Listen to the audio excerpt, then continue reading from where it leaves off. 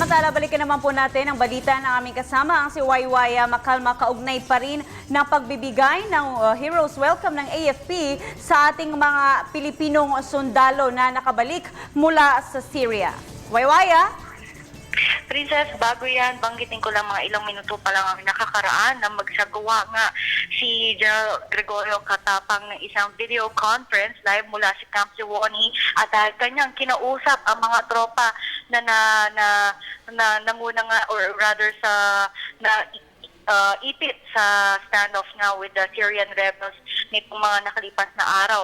Ang mga nakausap niya ay sila Captain Ramones na mula sa position 68. Ibinigay niya, ibigay kasi ang personal niyang mensahe sa kanilang isinagawa nga pag-escape or the greatest escape nga ika nga sa laban sa mga Syrian rebels. At ayon nga kay General Katapang, ipinakita ng mga Pilipinong sundalo sa buong mundo ang kanilang katapatan at sa kanilang sworn statement at duty, kanilang minentain din ng peace and order dun nga sa Golan Heights at kanilang kinomendahan ng 7th Philippine Contingent to the Golan Heights sa kanilang matagumpay na pag-atras nga sa mga against the Syrian rebels. Ngayon ay nasa mabuti na silang kalagayan. Isa sa kanilang mga sundalo na higit 80 sila doon.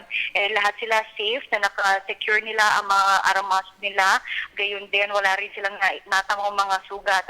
At ayon pa nga kay Captain Ramones, ang isa sa mga sundalong peacekeeper na nakaposisyon nga sa position 68, kanila ng ilang oras bago sila magplano na tumakas sa mga rebelde, inalam muna nila, inassure talaga nila na sila ay natutulog at actually ilang oras na daw sila natutulog bago nila plinano ang The Great Escape na ito nga lang yung pag-atras nga sa kampo ng sa position 68 kung saan naglakad sila ng 2.3 kilometers patungo nga sa Camp Suwannee.